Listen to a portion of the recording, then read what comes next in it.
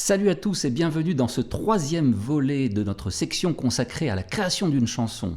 Aujourd'hui, vous allez apprendre à harmoniser vos thèmes, ceux qu'on a créés dans le premier tuto, c'est-à-dire les thèmes de couplets, refrains, etc. qui composent normalement une chanson, et sur lequel, dans le deuxième tuto, vous avez déjà adapté un texte. Donc harmoniser, c'est quoi? C'est simplement trouver une grille d'accords, c'est-à-dire une suite d'accords, une progression d'accords qui va mettre en valeur vos thèmes et leur donner donc la couleur que vous désirez leur donner. Donc dans un premier temps, on va parler des généralités, c'est-à-dire qu'on va vous expliquer, donner des conseils sur l'harmonisation d'un thème. Et dans un second temps, donc, on vous montrera comment nous, on a harmonisé donc la chanson « Tu étais là » que l'on prend pour exemple donc au travers des trois thèmes, c'est-à-dire le couplet, le pont et le refrain. On y va tout de suite. Donc une fois vos mélodies et vos textes conçus, l'étape suivante donc de la création consiste à harmoniser les thèmes, c'est-à-dire à leur adjoindre des accords donc, qui vont les mettre en valeur. Alors suivant le type d'accord et de leur enchaînement, évidemment de la progression d'accords, les thèmes vont prendre une couleur particulière, c'est-à-dire un style particulier, celui que vous voulez donner donc insuffler à votre chanson. Par exemple, si on utilise des accords parfaits comme cela,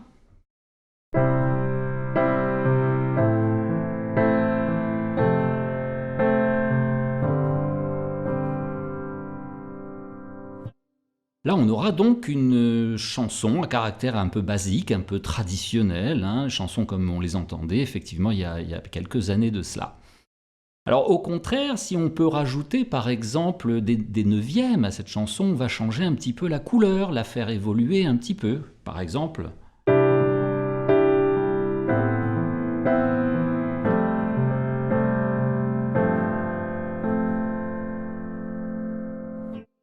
Voilà, le rajout de neuvième ici a donné à ma chanson, donc à mon harmonie, une couleur encore un petit peu plus riche. Et si je peux pousser un peu plus loin en faisant par exemple quelque chose comme ça.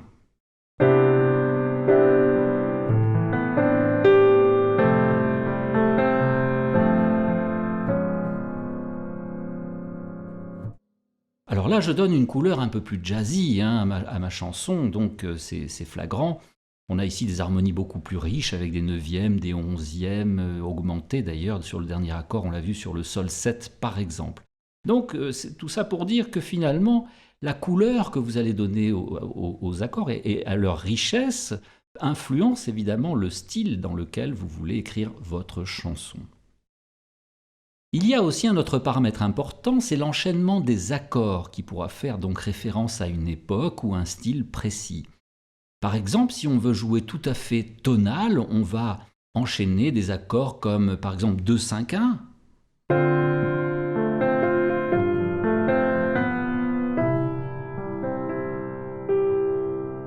2-5-1, donc qui procèdent par quarte juste ascendante ou quinte juste descendante, et qui sont des bases donc de la musique dite tonale, donc de la chanson dite tonale, une variété classique qui va donc dominer ici. Inversement, on peut aussi créer des progressions d'accords un peu plus modales. Modales qui ne procèdent plus donc cette fois-ci par des quartes juste ascendantes ou des quintes juste descendantes, mais par exemple par des secondes descendantes, secondes majeures par exemple, très modales.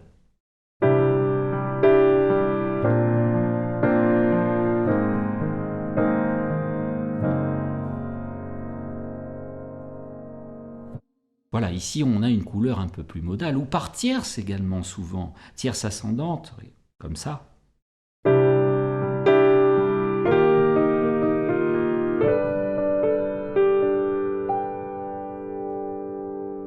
Voilà une couleur aussi très modale.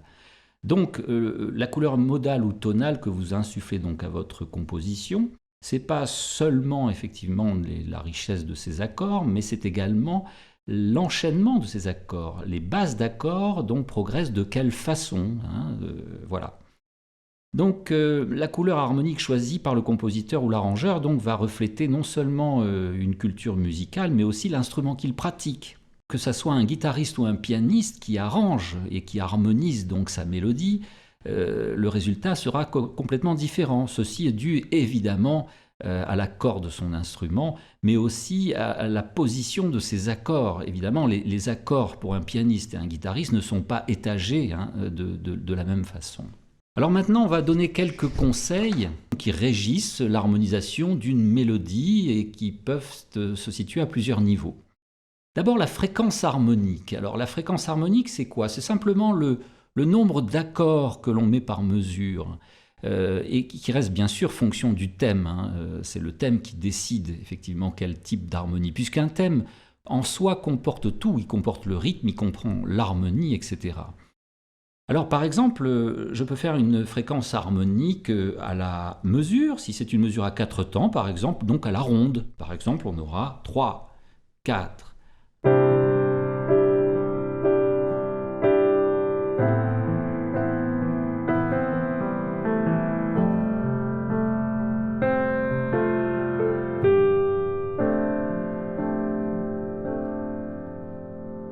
Voilà, ici j'ai donc une fréquence harmonique à la ronde, à la mesure, c'est-à-dire un accord par mesure. On change d'harmonie toutes les mesures, c'est-à-dire tous les 4 temps dans ce cas-là.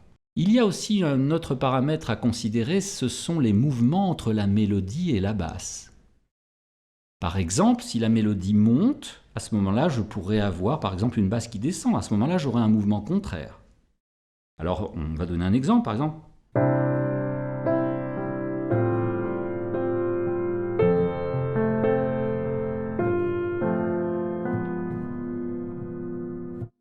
Alors là, effectivement, la mélodie a monté dans un premier temps, la basse est descendue par mouvement contraire, et quand la mélodie est revenue, la basse est remontée, elle. Donc on a ici un mouvement contraire. Mais on pourrait avoir aussi un mouvement parallèle, par exemple.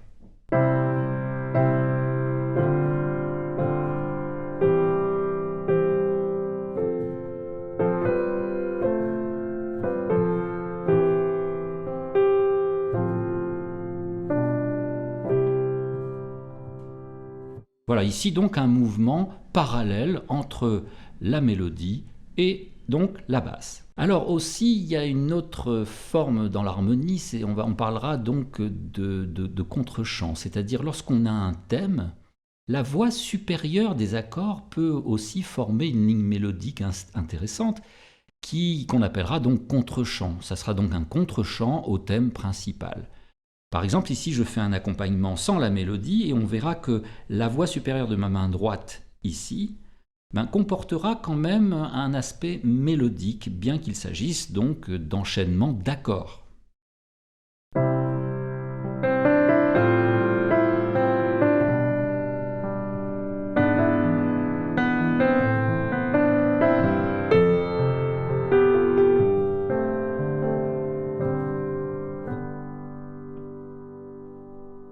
Voilà, on l'a vu ici, au petit doigt, là, la main droite, donc j'avais une mélodie aussi, quelque chose d'assez mélodique qui va donc apparaître comme un contre-champ donc du thème principal qui lui sera au-dessus.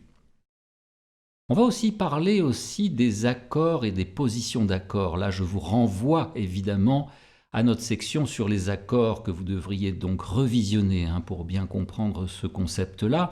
C'est-à-dire que les accords, et les bases d'accords en particulier, ne sont pas forcément les fondamentales d'accords, qu'on voit dans la grille.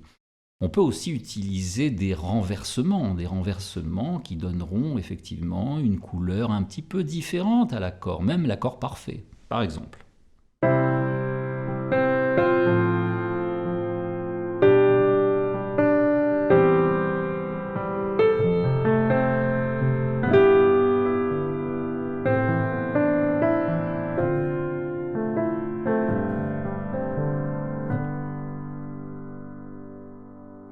Voilà, j'ai utilisé pour les premiers accords, en tout cas, des renversements d'accords qui permettent une meilleure conduite des voix.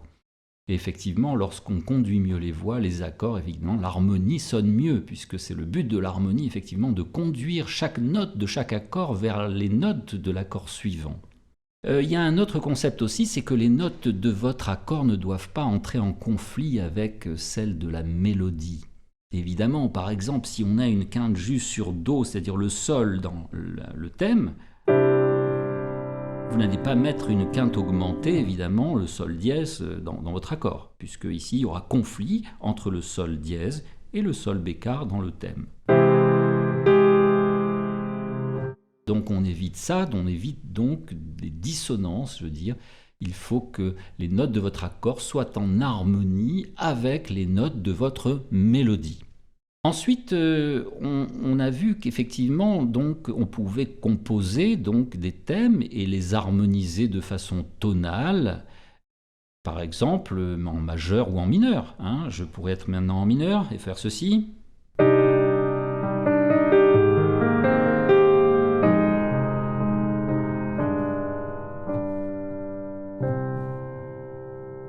Voilà, ici en do mineur par exemple, ou en majeur comme je vous ai montré donc tout à l'heure tous les exemples qui étaient d'ailleurs en majeur. Il y a aussi dans le thème et donc dans l'harmonisation des passages modulants, c'est-à-dire qu'on n'est pas obligé évidemment de rester dans la même tonalité ou dans le même mode. Donc on va pouvoir moduler au cours d'un thème ou au cours d'une chanson, hein, entre par exemple le couplet et le refrain. Alors je vais donner un exemple de modulation ici, par exemple avec de Do majeur, nous allons passer en La mineur.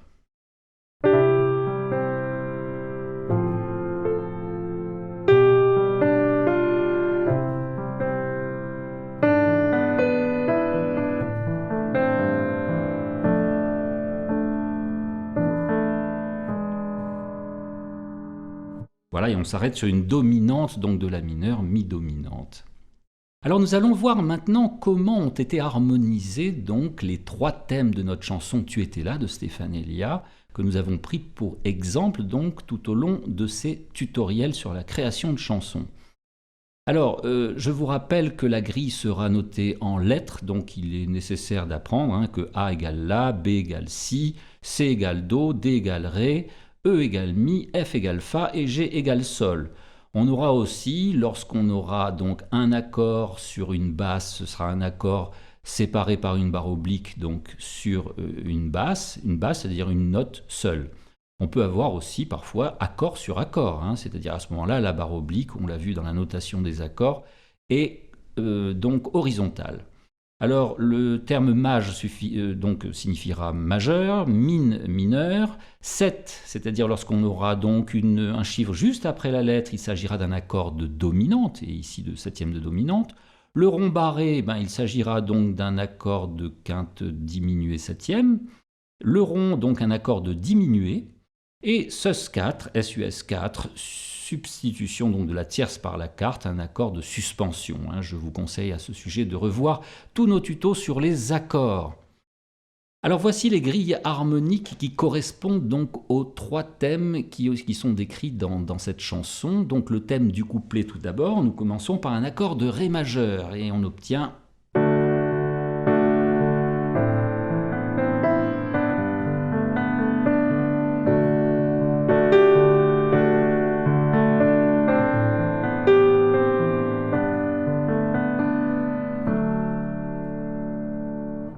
Voilà, deux fois donc la même phrase puisqu'il s'agissait d'un thème avec deux phrases, hein, séparées en deux membres de phrase. Alors donc voici maintenant le thème donc du pont qui commence lui, qui va s'infléchir vers La, hein, on l'avait vu.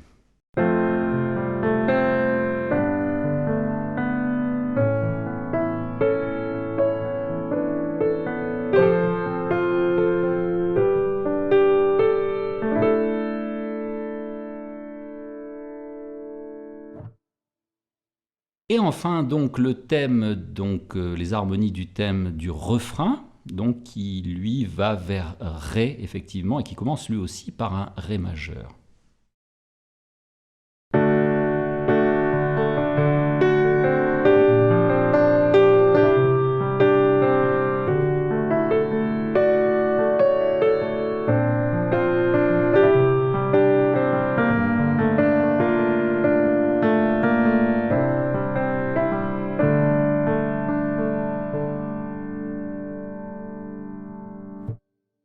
Voilà, alors si on analyse donc ces grilles harmoniques, hein, qui harmonisent donc ces trois thèmes, on va remarquer que la fréquence harmonique générale, hein, je dis générale parce qu'elle peut varier cette fréquence harmonique, est de un accord par mesure. Alors on le voit dans le premier thème, effectivement, avec Ré majeur 7, La mineur, Sol majeur, Ré mineur. Il y a vraiment un accord par mesure. On dira donc que la fréquence harmonique est ici donc à la ronde, c'est-à-dire à la mesure, puisque nous sommes à 4 temps ici.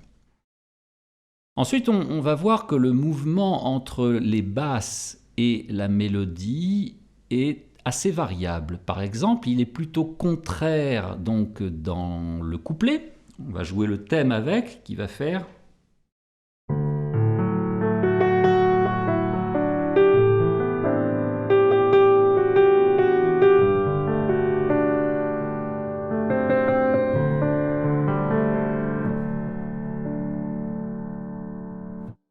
Dans le pont, eh bien, ces mouvements entre basse et mélodie mélangent les mouvements parallèles, contraires et même obliques. Par exemple.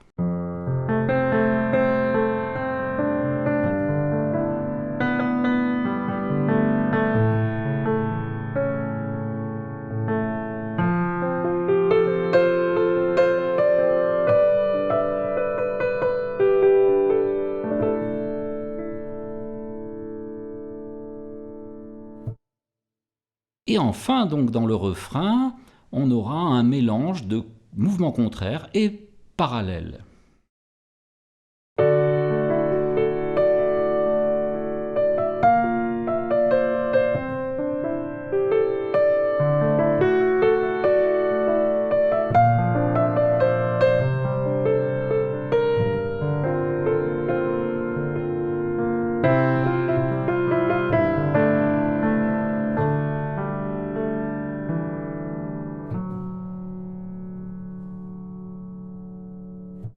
Voilà.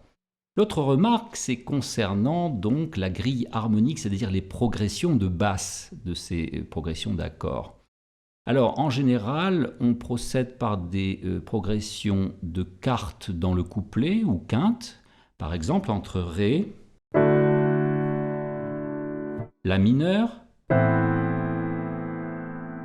Donc ici, on a effectivement une quinte ascendante ou quarte descendante, puis seconde majeure, de La à Sol majeur,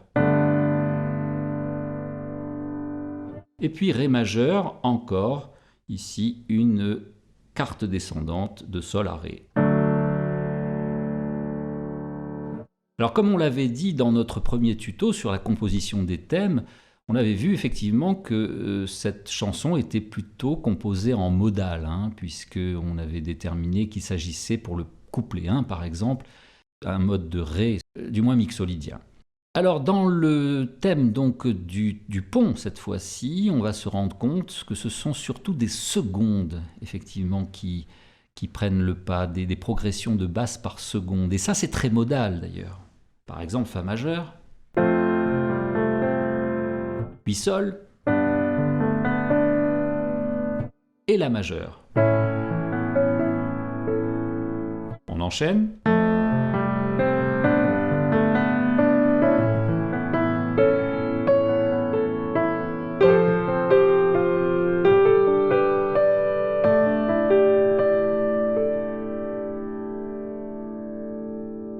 Voilà.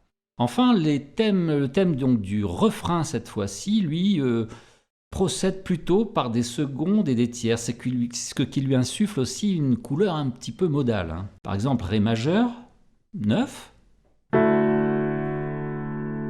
puis on descend par une tierce majeure sur Si bémol, puis Do majeur, seconde ascendante, et on revient encore par seconde ascendante sur Ré majeur. Alors si on enchaîne les deux phrases, on a ce résultat-là, un petit peu modal.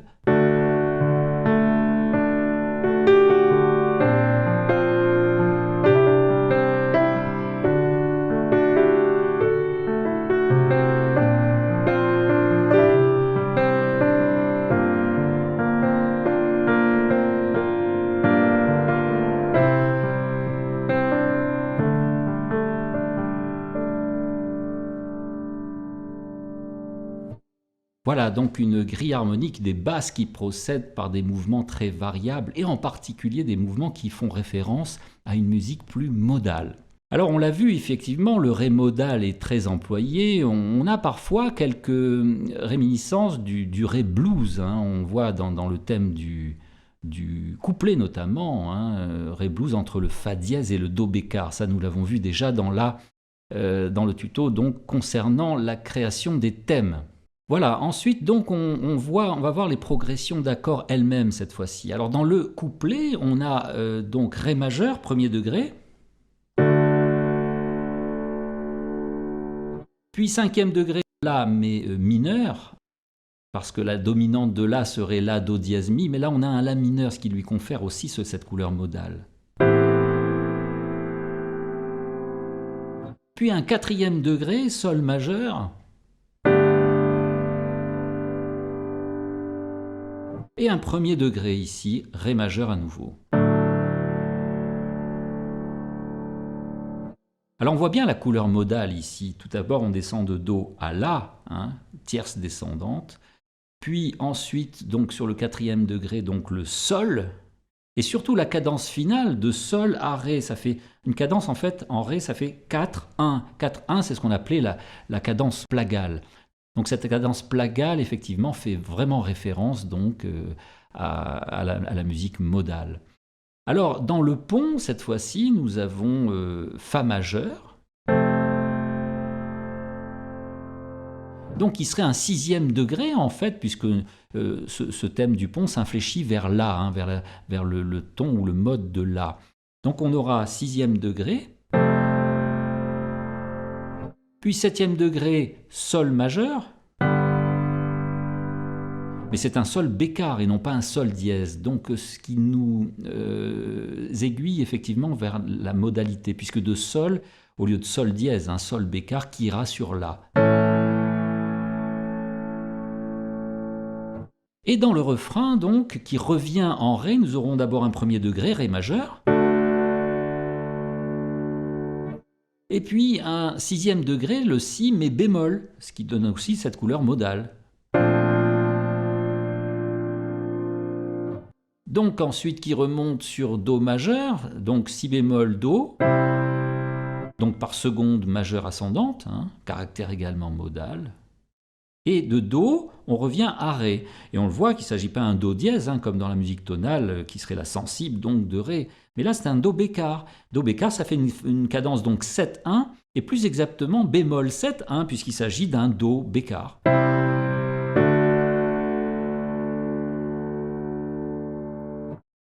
On peut dire donc que cette chanson utilise une harmonie qui entretient un flou, c'est-à-dire entre des passages qui sont parfois tonales, parfois modales, parfois blues.